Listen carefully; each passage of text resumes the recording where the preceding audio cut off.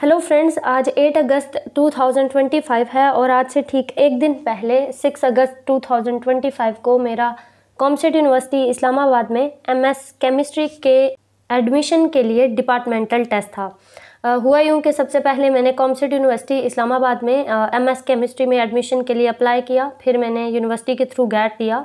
Gate में मैंने 77 marks लिए और हुआ यूँ कि गैट जनरल का रिज़ल्ट आने के कुछ ही दिनों बाद मुझे एक मेल आया जिसमें लिखा हुआ था कि आपका डिपार्टमेंटल टेस्ट है। डियर कैंडिडेट्स, ये MS chemistry admission test fall 2025। तो मैंने फॉल 2025 में एमएस केमिस्ट्री के एडमिशन के लिए अप्लाई किया था।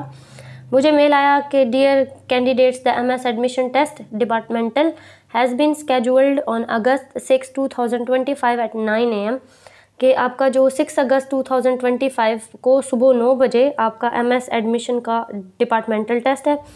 और लिखा हुआ था कि the venue for admission test will be CH1 and CH2 near gate 3 COMSATS university Islamabad. तो मतलब गेट 3 के करीब ही हमारा वो जो डिपार्टमेंट है एमएस केमिस्ट्री का वो है जहाँ पर आपका टेस्ट होगा।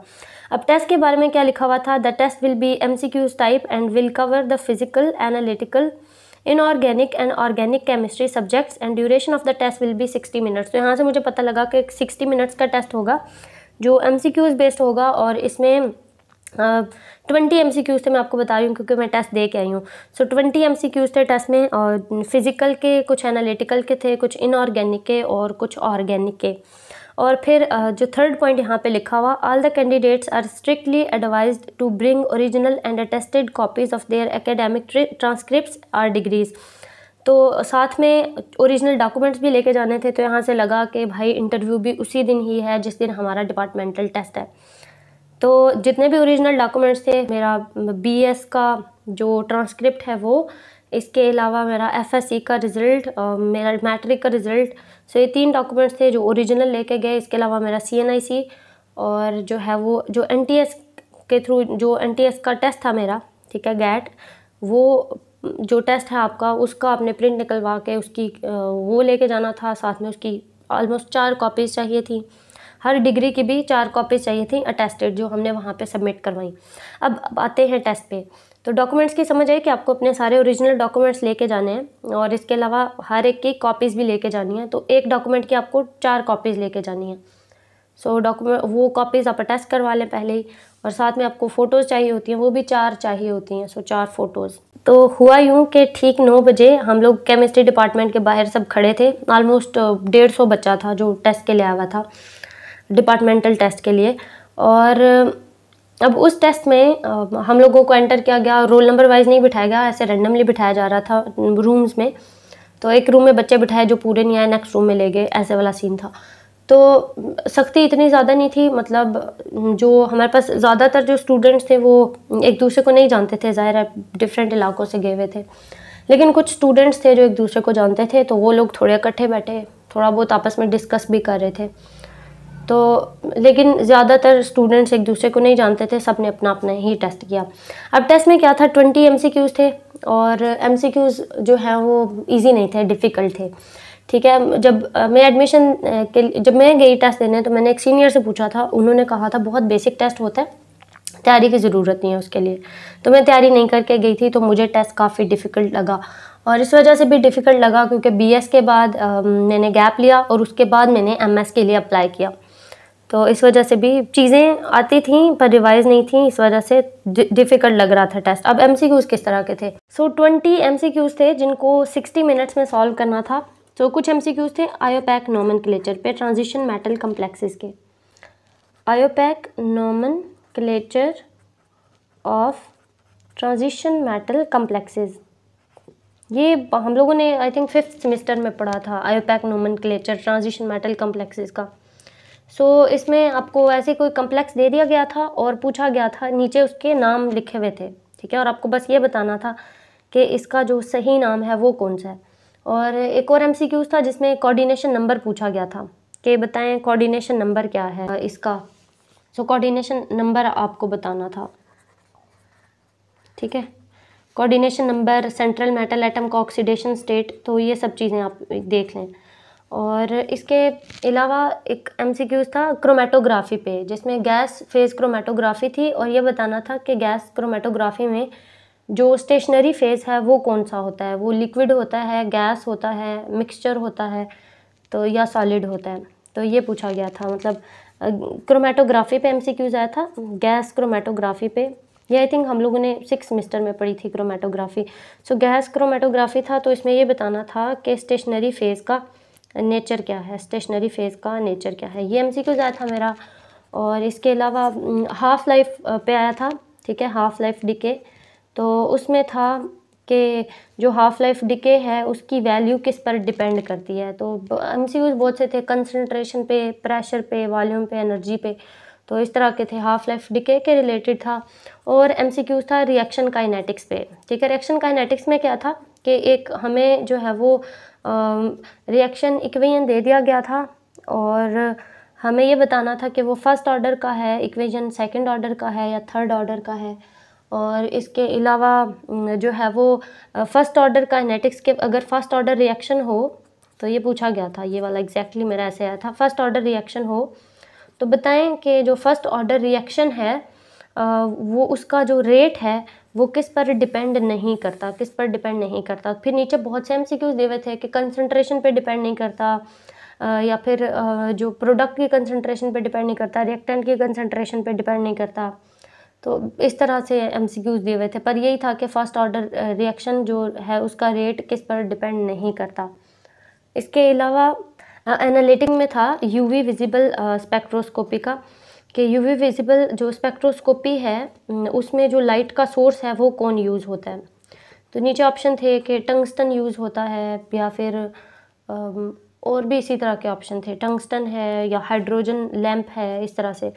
तो UV विजिबल स्पेक्ट्रोस्कोपी में जो लाइट का सोर्स है वो कौन होता है, ये वाला मेरा MCQs आया था।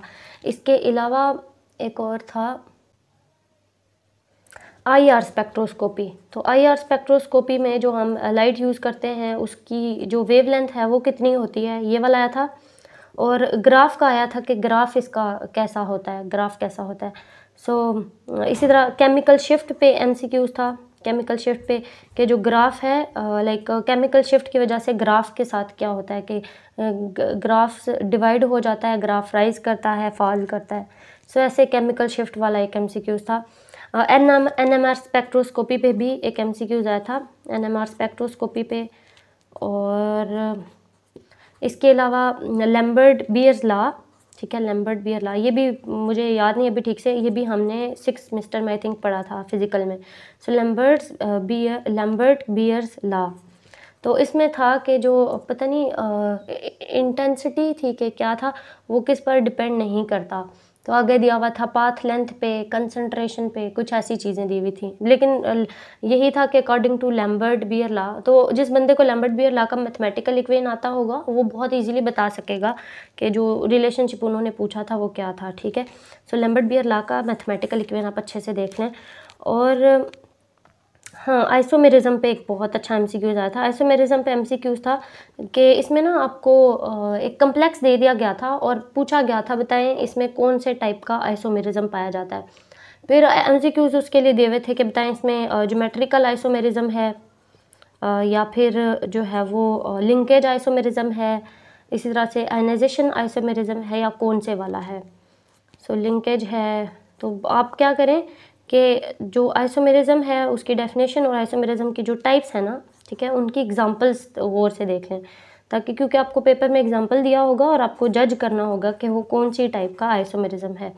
ऑप्टिकल आइसोमेरिज्म और इस तरह एक और भी आई थिंक आयनाइजेशन आइसोमेरिज्म लिखा हुआ था, आयोनाइजेशन आइसोमेरिज्म। एक और MCQs भी आया था लैम्बर्ट बियर्स लॉ पे, भी मुझे याद आ गया। उसमें ये लिखा था कि अकॉर्डिंग टू लैम्बर्ट्स बियर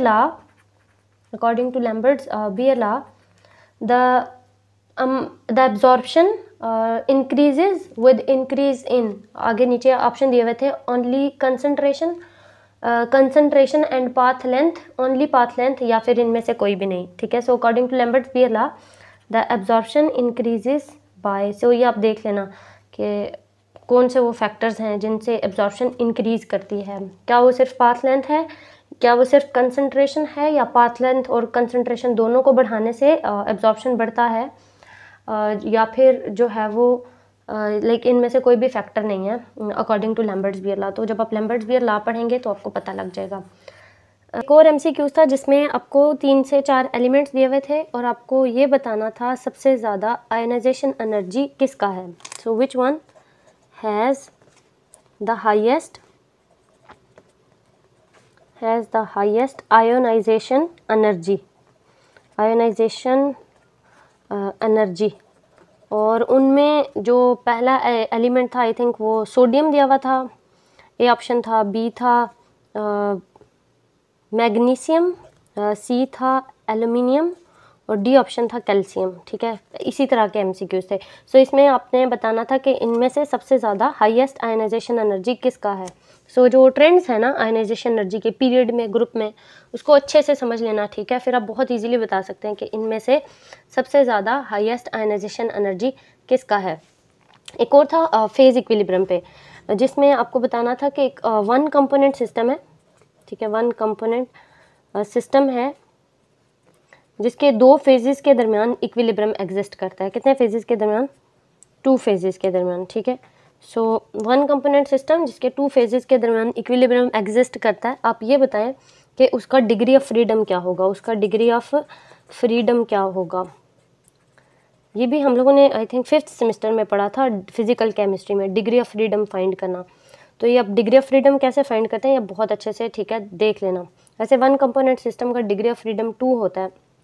सो आप देख लेना, यहाँ पे ऑप्शन थे 1, 0, 2 और इसी तरह से 3।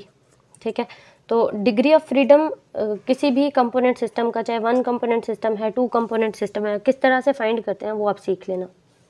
एक और एमसीक्यूज था जिसमें आपने बताना था कि जो सबसे ज़्यादा वेरिएबल ऑक्सीडेशन स्टेट कौन सा एलिमेंट दिखाता है। सो विच एलिमेंट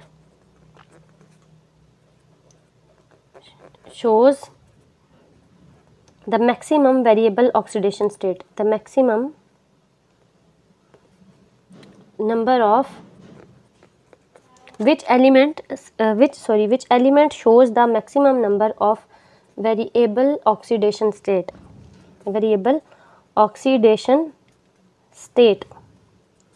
तो उसमें फिर एलिमेंट्स दिए हुए थे I think iron, cobalt, manganese, निकल। तो ये एलिमेंट्स थे। तो आपने बताना था इनमें से सबसे ज़्यादा ऑक्सीडेशन स्टेट कौन सा एलिमेंट शो करता है। ठीक है, सो सबसे ज़्यादा वेरिएबल ऑक्सीडेशन स्टेट मतलब डिफरेंट ऑक्सीडेशन स्टेट्स जो है वो कौन सा एलिमेंट शो करता है, ये आपने बताना था। ऑलमोस्ट 200 स्टूडेंट्स थे जिनमें से 50 ने सिलेक्ट होना था। बाकी लड़कियां कह रही थी कि ये डिपार्टमेंटल टेस्ट जो है इसके 10% मार्क्स जो हैं वो ऐड होते हैं मेरिट कैलकुलेशन में।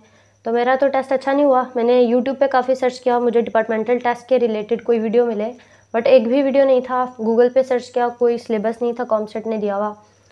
तो फिर मैंने सोचा भाई अभी मुझे जो टॉपिक्स याद थे, जो एमसीक्यूज़ याद थे, मैंने उन पर ये एक वीडियो बना दिया ताकि मेरी हेल्प नहीं हुई, लेकिन ऑब्वियसली जो आगे हैं उन सब की बहुत हेल्प हो, उनका बहुत अच्छा टेस्ट हो। तो अगर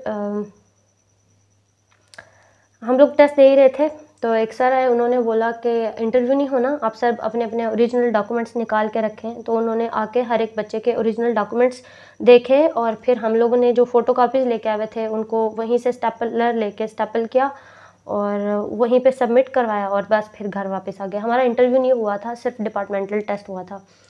तो टेस्ट भी ऐसे था, मतलब 60 मिनट्स अभी पूरे नहीं हुए थे। टेस्ट सिर्फ 20 MCQs थे, कुछ ज़्यादा सॉल्व करने वाला था भी नहीं। तो सब बच्चों ने आई थिंक आधे घंटे में कर लिया था टेस्ट। बस फिर डॉक्यूमेंट्स वगैरह सबमिट करवाने में थोड़ा सा टाइम लगा। घर से डॉक्यूमेंट्स लाजमी पूरे करके लेके जाना, तो फिर आपका बिल्कुल थोड़ा बहुत जल्दी फ्री हो जाएंगे। हाँ, और एक और बात, कुछ लड़कियां थी मेरे साथ जिन्होंने इस्लामिया यूनिवर्सिटी में भी अप्लाई किया हुआ था MS केमिस्ट्री में एडमिशन के लिए। तो उनका था हम इस्लामिया को प्रेफरेंस देंगे क्योंकि जो कॉमसेट है उसमें MS की क्लासेस जो हैं वो इवनिंग में होती हैं, नहीं इवनिंग शिफ्ट में होती हैं। तो गर्मियों में कुछ क्लासेस उनकी एक सीनियर बता रही थी 8:30 तक उनकी क्लास होती रहती है। तो मतलब फिर वो वाले बच्चे जो ऑब्वियसली दूर से आते हैं और रोज़ाना ट्रैवल करते हैं, तो उनका था कि भाई अब इतनी रात को हम लोग तो नहीं जा सकते घर, तो हम लोग प्रेफर करेंगे इस्लामिया को, क्योंकि इस्लामिया में जो क्लासेस हैं वो मॉर्निंग में होती हैं। हाँ, लेकिन जो बच्चे जिन्होंने हॉस्टल में रहना है तो उनका था कि भाई कॉमसेट ठीक है हमारे लिए, या फिर जिनका घर पास है कॉमसेट यूनिवर्सिटी के, तो उनका भी था कॉमसेट को प्रेफरेंस देंगे। आई होप ये वीडियो आपके लिए इन्फॉर्मेटिव रहा होगा। अगर कुछ भी अच्छा लगा तो प्लीज़ वीडियो को लाइक करें, चैनल को सब्सक्राइब करें, और अगर मेरा एडमिशन हो जाता है तो फिर फ़ी सबमिशन क्या है, ठीक है, जो भी सारा प्रोसीजर है वो मैं ज़रूर शेयर करूँगी आपके साथ। अल्लाह हाफिज़।